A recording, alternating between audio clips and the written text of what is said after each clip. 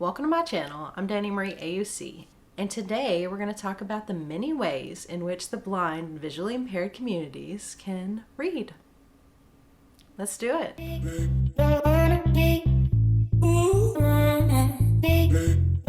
If you would like to support my channel, you know what to do. Like, share, subscribe, comment, any or all of the above. For those who are new here, I am visually impaired, and I've been that way since I was born.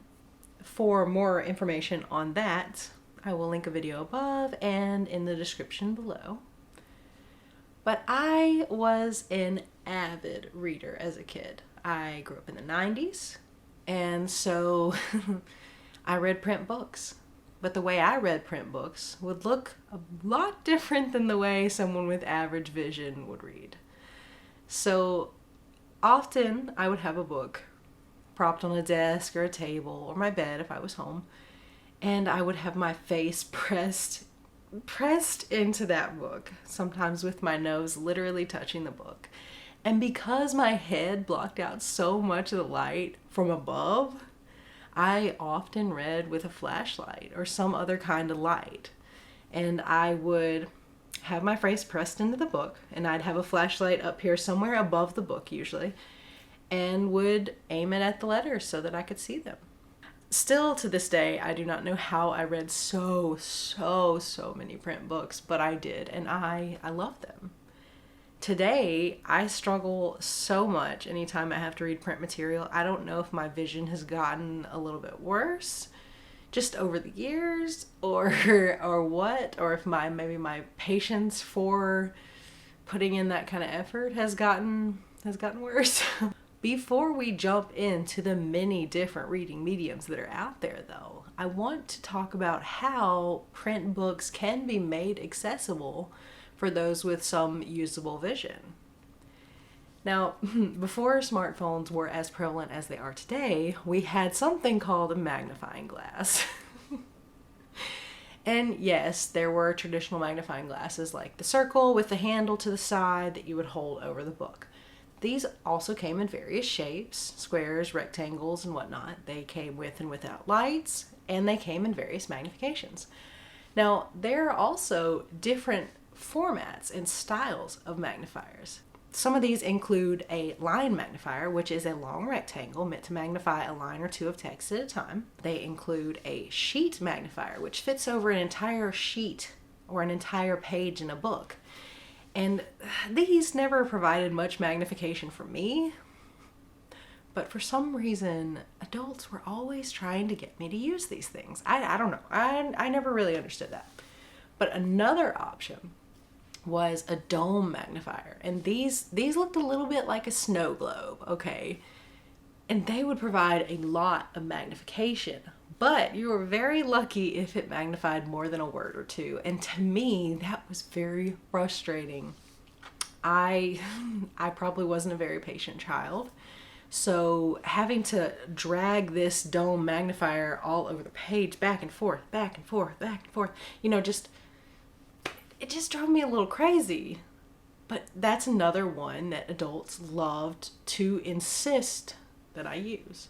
Now, it provided a ton of magnification, and that's probably why, but I found it so frustrating. So frustrating.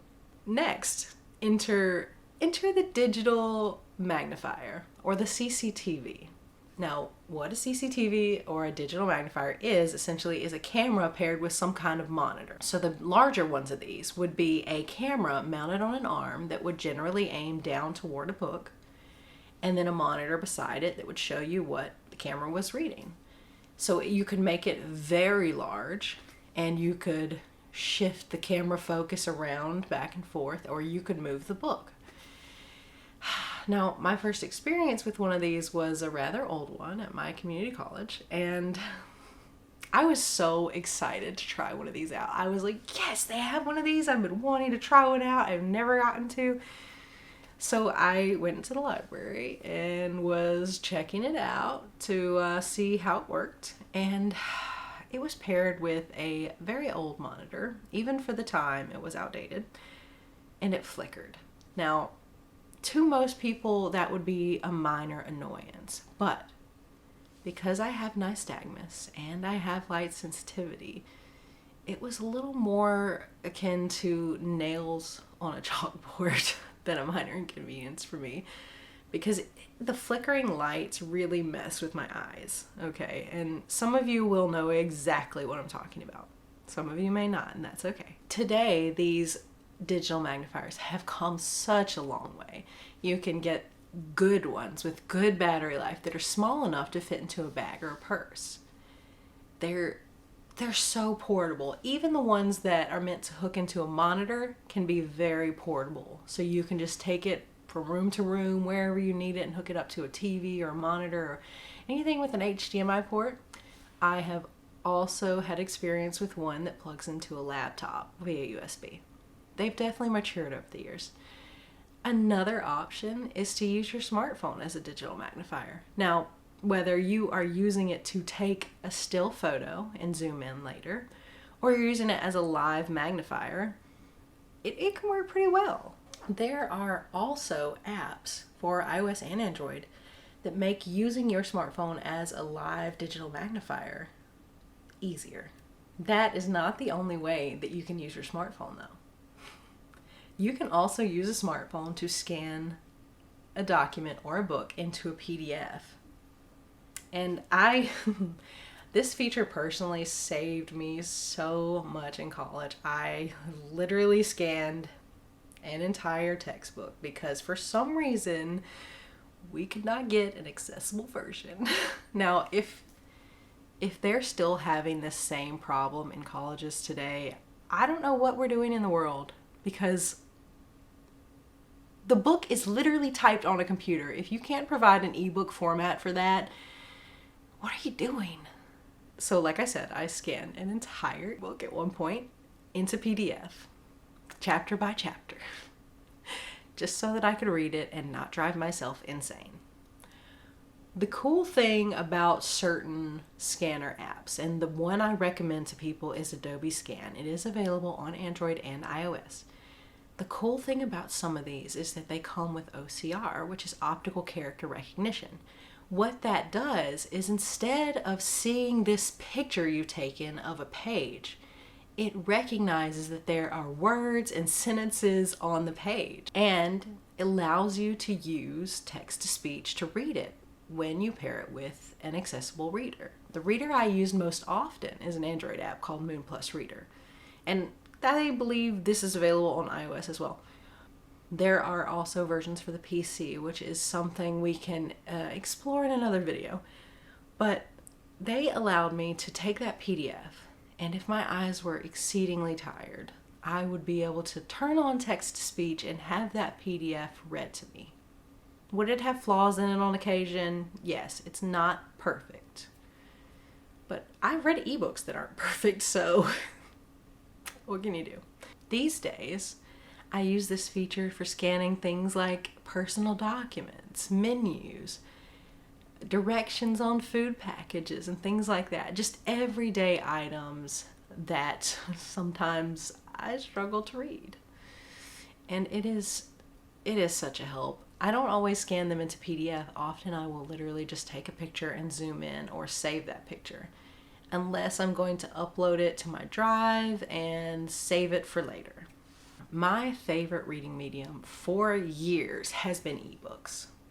As soon as I discovered that there was a world out there with eBooks, I was sold. I wasn't going back to print books. I tried, and maybe that's why I can't read print books now, is because I got so spoiled by eBooks and enlarging the font and changing the contrast that going back to print books seems primitive. And not in the sense that I think print books are less, because I too enjoy the smell and the feel of a print book. But it's just more of a challenge than it needs to be. And I don't want to make reading a chore when it's something I enjoy. So eBooks is where I live normally. And when my reading load got a little too heavy for my eyes, I would use text-to-speech, and it saved me. It saved me so much. There is no way I could have gotten through most of the material that I had to read in college without this feature. Yes, it's a robot voice. It's nothing like an audiobook, but it's quicker, and it doesn't involve my eyes. I finally jumped into audiobooks last year. Now, I had been so hesitant because the price of ebooks is so high. They're not cheap. So for many of us, they're not super accessible financially. But there are services that will help us access audiobooks. Now, one of the biggest ones is Audible. You guys know Audible. I am sure you've heard about it somewhere. It's through Amazon, and it's a subscription service. And depending on your subscription, you can read one or two big named, books with your book credits a month. They also have a lot of free options available, whether that be like podcasts or some of their read aloud stories or some of the free audiobook options. Like they have a huge library. If you're really picky and you're maybe not somebody who's going to read 5 books a month, Audible might be for you. I struggle with that a little bit because 1 or 2 books a month, it just doesn't seem like much. But I have not personally tried it, and I'm going to put that out there. The next service that I've seen advertised a ton is Scribd. Scribd is also a subscription service, but theirs works on more of an unlimited basis each month. But their book catalog is more limited. Now, they still have tons of books, but they may not have every single book you want. Now, they do have a request a book feature. This is a service I really do want to try out.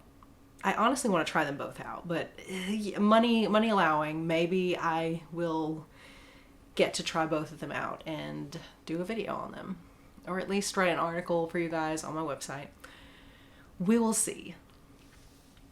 One service that is free and that I highly recommend is going to your local library and getting a library card. You input that information into an app called Libby, and it gives you access to a library of ebooks and audiobooks. Now, Libby and Overdrive, its parent company, have been pushing since last year, since everything that's gone on in 2020, to get more libraries to sign up with their service so that people have a way to access library materials, via ebooks or audiobooks without visiting a library. It's also wonderful for those of us who can't drive or don't have access to public transportation and can't just casually visit the library every week to get a new set of books. This service is going to vary by library. So Libby itself provides a catalog of ebooks and audiobooks. I don't know how big the catalog is, but they provide it. And each library that uses their service, each library card, has access to that catalog. Now, each library that takes part in this service can also add their own ebooks and audiobooks, allowing them to provide books in a certain theme or their own catalog of whatever it is that library offers. And this is excellent, but because I live in a small city, my library's catalog is not the biggest. I was a little disappointed to find that certain books I was really looking forward to finding as audiobooks were not available.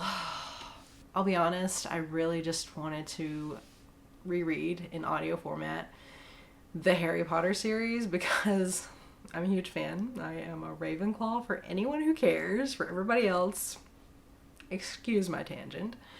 But I was just so looking forward to it. I had bought the first one on Google Books for $25. Oh, and I was not looking forward to having to buy the rest of them.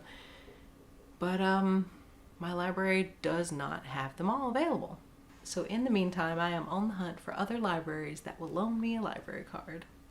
The last reading medium that we are going to talk about today is one that is most often associated with the blind and visually impaired community, and that's Braille. For those who don't know, Braille is a tactile language with an alphabet made up of raised dots. People who read Braille literally read it with their fingertips.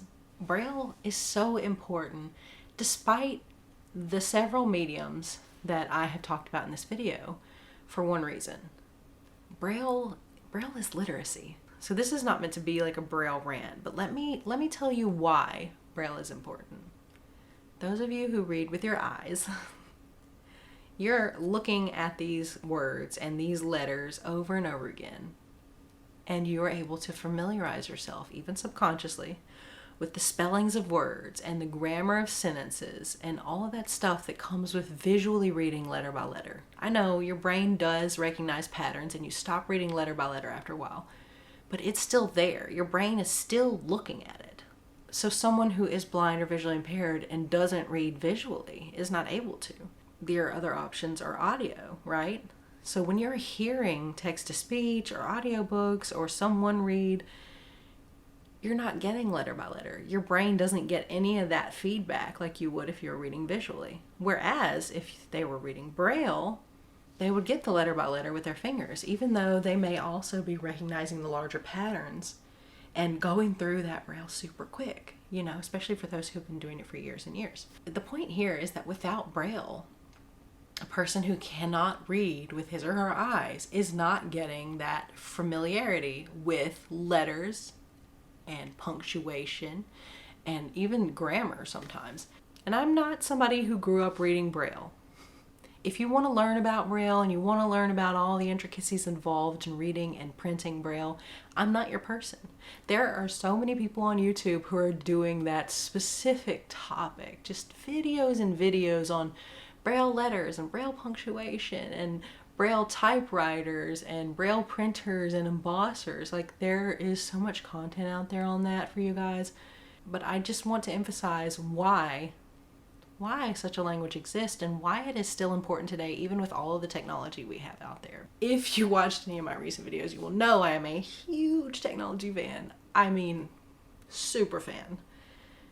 But technology isn't everything, and sometimes we need to incorporate the basics into our technology, and maybe that's the route we need to go. We need a good, healthy combination of technology and literacy. There is so much more that I could cover on this topic. Some of the things I've mentioned here, using an app to scan a document and import it into a reader for text-to-speech, or using services like Audible, Scribd, and Libby, and giving you guys more of a review of those types of services. I would love to do some of that for you. I will not be doing a ton of Braille content. I'm going to leave that for people who experienced Braille for years. That's just not going to be my area. If you have specific questions, comments, suggestions for videos in this area or any other topic, honestly, leave it below in a comment. I love y'all's comments. Until next time, stay curious. Bye.